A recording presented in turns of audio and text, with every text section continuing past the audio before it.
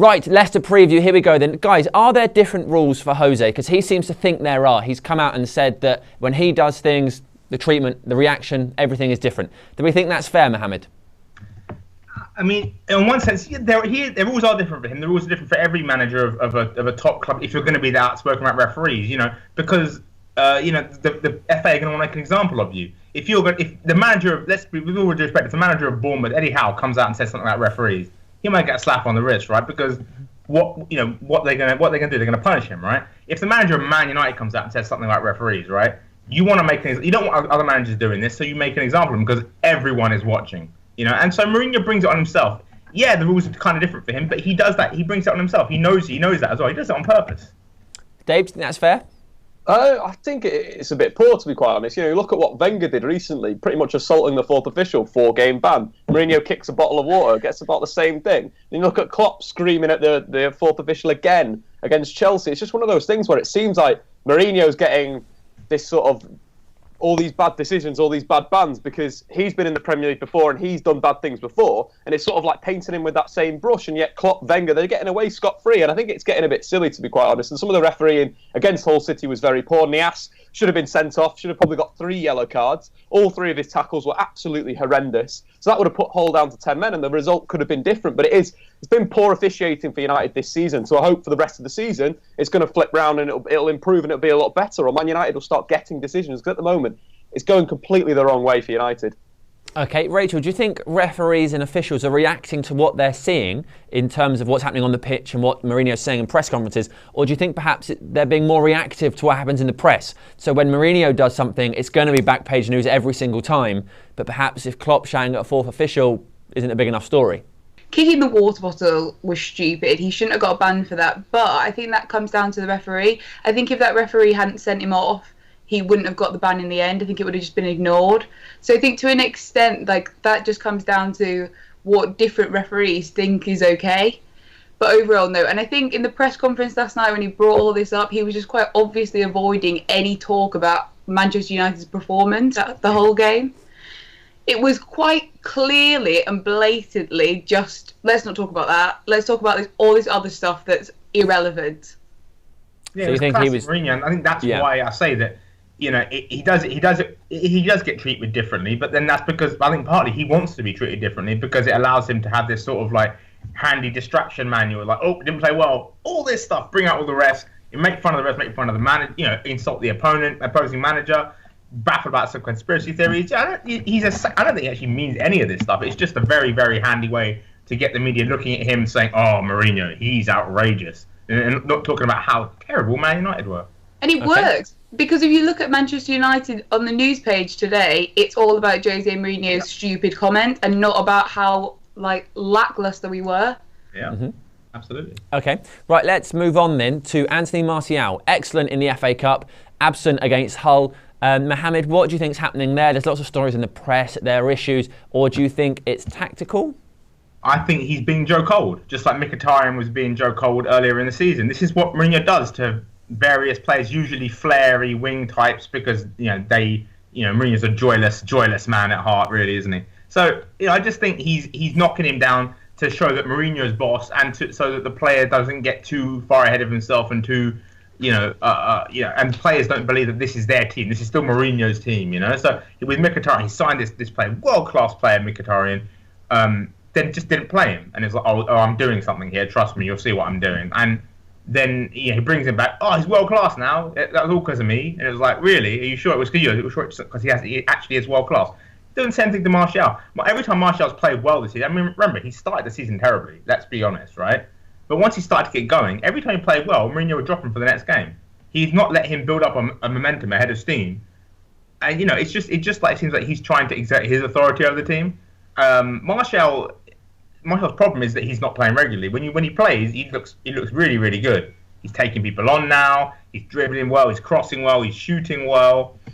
He's started to come together. If he gets a run of games in the team, he'll become maybe one of the most important players in the side. I think Mourinho's just trying to make sure that he remains the most important guy to United. Whether that will actually be a good idea, I don't know. Dave, do you agree with that? Yeah, I think it's an interesting one for Mourinho because Anthony Martial, again, like Mo was saying, he's played very well. You think of the game against West Ham in the FA Cup, you think of the Cup game against Wigan.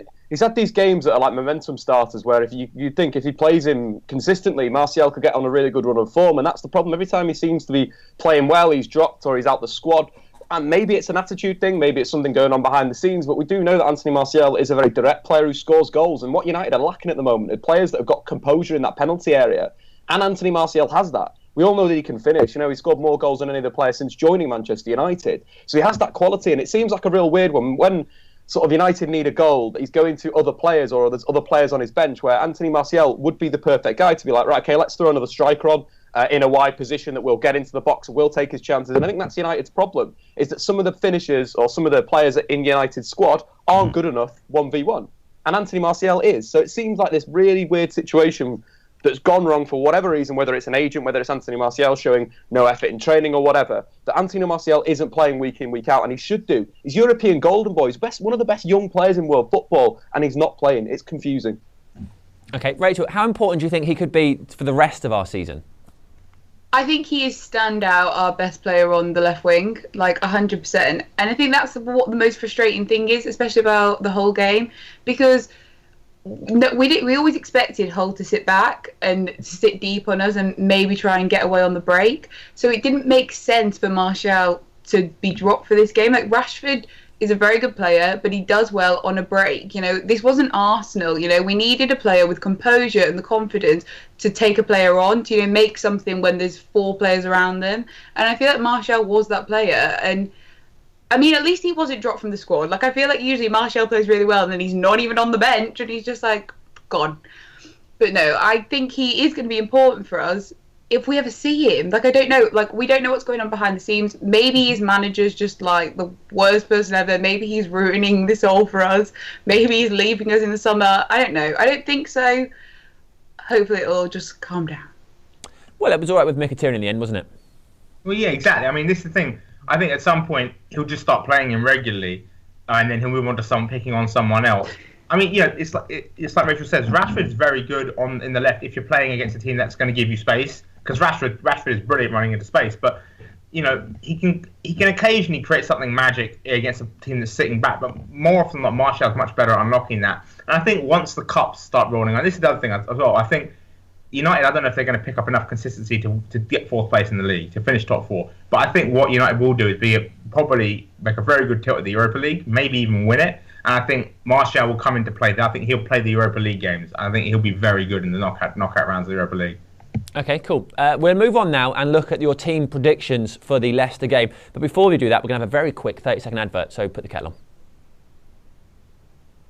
Right, we're going to look at your team selections now. We're running a league this season where if you get a player correct in the starting lineup, you each earn a point. At the moment, Howson is winning, and absolutely nobody is all that excited about that. Dave, you're not that many points behind, so you've got a good opportunity to catch up. Rachel, this is your first go.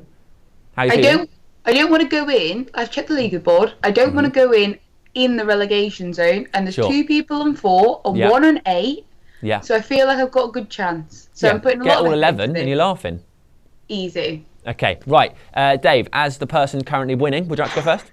Yeah, I think if you look at points per game, though, Sam, I think I'm top. If you want to look at it in that way, as a statistician, that's something that I have to do. But anyway, let's move on to my team. Obviously, David De Gea in goal, that's a solid point. Anyone gone with Romero so far this year is a little bit crazy. Valencia at right back, that's another one that's shored in. He's been pretty decent. I thought he was good against Hull City getting forward. But again, he keeps playing these crosses near post. Nobody's gambling.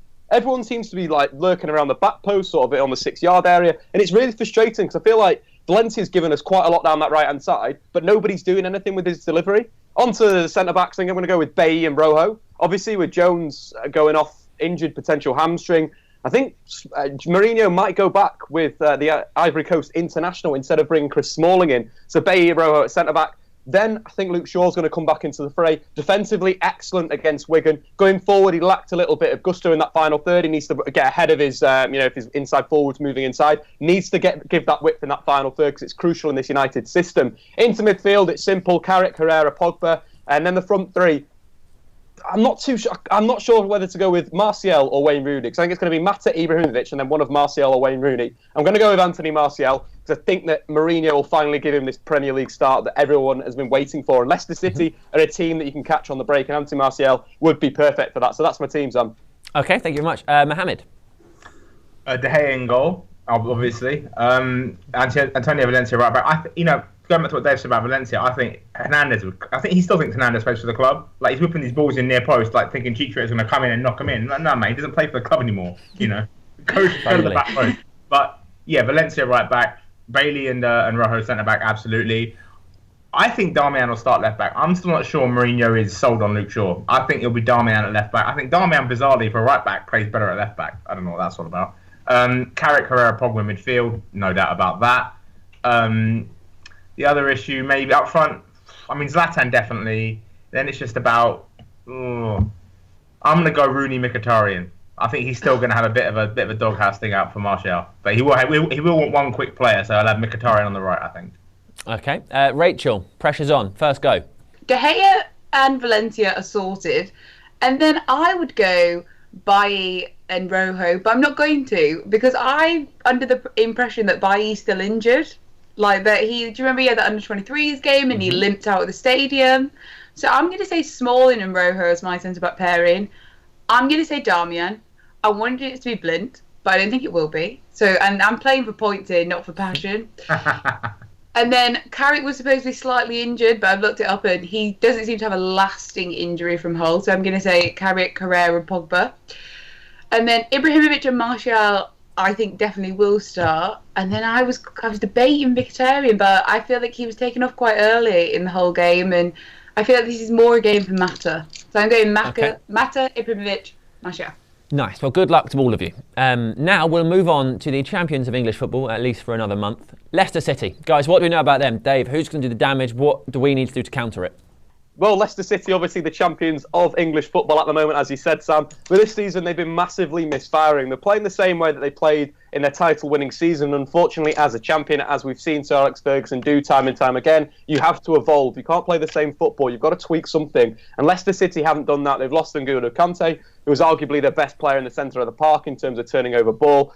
But there's some big performers at Leicester City this season haven't really turned up. You look at Mahrez, for example. So far this season, he's scored 3 goals and got 2 assists. At the same point last season, he'd scored 13 and picked up 8 assists. So you're really not getting the same output. Because teams are sitting a bit deeper, Mahrez doesn't have that space to run into, the space to create, and unfortunately that's his game. He's a counter-attacking footballer, very similar to Jamie Vardy, who's not had that space in behind. He's not been able to get in behind defences and finish 1v1. Again, only 3 goals he's scored. And it's a bit of a problem for Leicester City. Is they've signed some players that haven't really fit, that potentially could have fit elsewhere. I quite like Musa. Musa's a player that's got pace that potentially could trouble Manchester United. So they've got to be dangerous with him because he's a quick player that can cover ground very quickly, and he's got a pretty decent shot on him. So they've got to get tight to him, but not too tight in a way. But Leicester City, they're not the same proposition last season. I fully expect them to be in a relegation battle. So United again should win this game, like they should have beaten Hull. Yeah, okay. That's the thing, isn't it? United should have beaten a lot of teams. It's just a matter of will United actually go there and put their foot on the. Leicester's problem is mobility up front. That's why I think really I would like Mourinho to play Martial and Mkhitaryan and really go at it, because Zlatan will drop out, and then those two really running at Wes Morgan and Robert Huth, who are just, they don't look anywhere near the same that they were last season. I think that's really the way to go. And Ndidi will help them in the middle of the park, obviously this new signing, but there's still vulnerability there. I think mobility is the key to getting the most out of it. But I just feel like Mourinho will go with one slow and one fast winger, like he has done a lot this season, which is a shame. I think the fast team is the way to go, but we'll see, I guess. Okay, Rachel, anything you want to add on Leicester? Yeah, I think they're struggling at the moment. Like, I feel like after the last round of games, they're like officially now in the relegation battle. Like, it's something that they've got to consider. But I almost find that more worrying, because if we go in this with too much confidence and too much swagger, I feel like that is the moment that we lose. You know, it was City this year that went in and lost all respect for the champions and decided to play the game their way, that opened up all the space for them, and it was basically a time machine to last year, and they beat them like 3-0 or something. And I don't want us to do that. So we need, as much as we want to go and we're the better team and we should win this, we need to be careful to not leave them so much space. Our centre backs aren't that fast, and I would worry if that happens.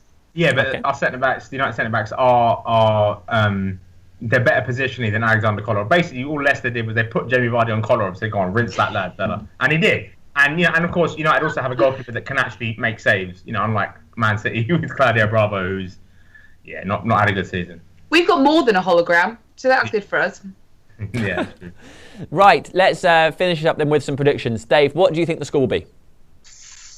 Gonna go 4-1 Man United. I think it's going to be a demolition. Mourinho's going to sit back, counter-attack on Leicester City, do what Leicester City did well last season with pace, with power. So, 4-1 Man United. Okay, Mohammed. I'm going to go 2-1. Yeah, I'm going to be it'll be a secure 2-1, but it'll be 2-1 nonetheless. Okay, Rachel. 4-1 will we beat them by at Old Trafford? I don't think that's going to be the case. I think that's a pipe dream. Standard 2-0.